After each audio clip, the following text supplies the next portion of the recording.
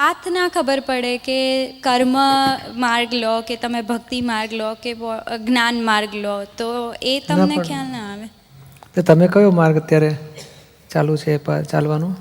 જ્ઞાન માર્ગ મને વધારે નેચરલી આવે છે. એટલે એવું તો છે જ નહીં કે એકલો જ્ઞાન માર્ગ હોય, એટલે ભક્તિ માર્ગનું ને કર્મનું પણ કોમ્બિનેશન તો હોય જ. ત્રણે થઈ જ ગયા ને વળી. હા, પણ એટલે એમાં મેજોરિટીલી એવું આપણને કેવી રીતે ખબર પડે? હા, એ સાચું, પણ તમારે હવે એ જ્ઞાન માર્ગ કોને કેવો, ભક્તિ માર્ગ કોને કેવો, કર્મ માર્ગ કોને કેવો, એ સમજવાની જરૂર છે.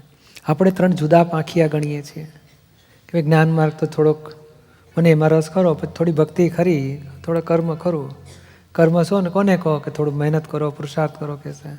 ભક્તિ તો કે ભજન ગાઓ, ભજલી. અને જ્ઞાન તો કે થોડું વાંચો, શાસ્ત્ર બાસ્ત્ર, ઉપદેશ, સત્સંગ બધું સાંભળવા જાઓ. પણ ખરેખર આ બુદ્ધિની દ્રષ્ટિએ એના અર્થ વિભાજન કર્યા છે.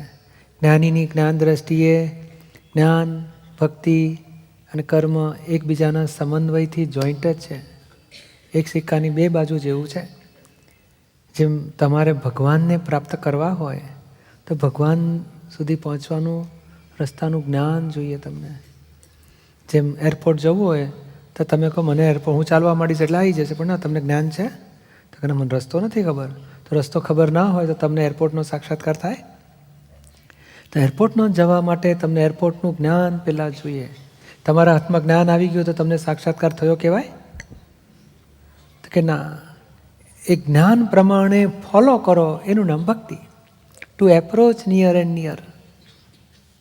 અને એપ્રોચ નિયર એન્ડ નિયર કરતાં કરતાં તમને ટ્રાફિક નડે એનું નામ કર્મ.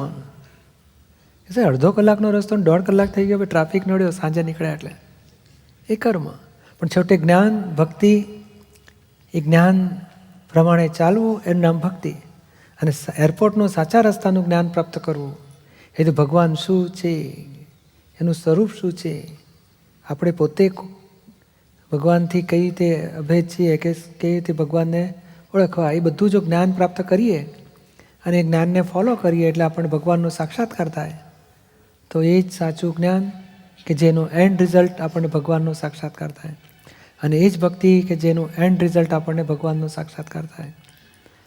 અને એ જ પાથ બે જાતના હોય છે આ દુનિયામાં. એક તપ કરો, ત્યાગ કરો, ધ્યાન કરો, ભક્તિ કરો. જે નરસિંહ મહેતા જેવાએ કેટલી બધી ભક્તિ કરી, છેવટે કહ્યું જहाँ લગી આત્મા તત્વ ચિન્હ્યો નહીં, ત્યાં લગી સાધના સર્વ જૂઠી. એ ભક્તિ કરતાં કરતાં કે છે મને આત્મજ્ઞાન થયું નથી. આ દુનિયા બધા તપ કરે છે, ત્યાગ કરે છે, ધ્યાન કરે, જાત જાતના રસ્તા છે. એને ક્રમિક માર્ગ કહેવાય છે, કારણ ખોટા રસ્તા નથી, પણ સ્ટેપ બાય સ્ટેપ આગળ વધવાના રસ્તા. કોઈક વખત આવો અક્રમ માર્ગ જે કહેવાય છે, સ્ટેપલેસ એટલે લિફ્ટ જેવો રસ્તો. જેમ અર્જુનને કૃષ્ણ ભગવાને યુદ્ધભૂમિમાં જ્ઞાન આપ્યું, નથી દ્રૌપદી છોડાવી, નથી રાજપાટ છોડાવ્યું, નથી લડાઈ બંધ કરાવી. એવું જ્ઞાન આપ્યું કે અર્જુનને લડાઈ લડતા કર્મ ના બંધાયું અને મોક્ષ થયો.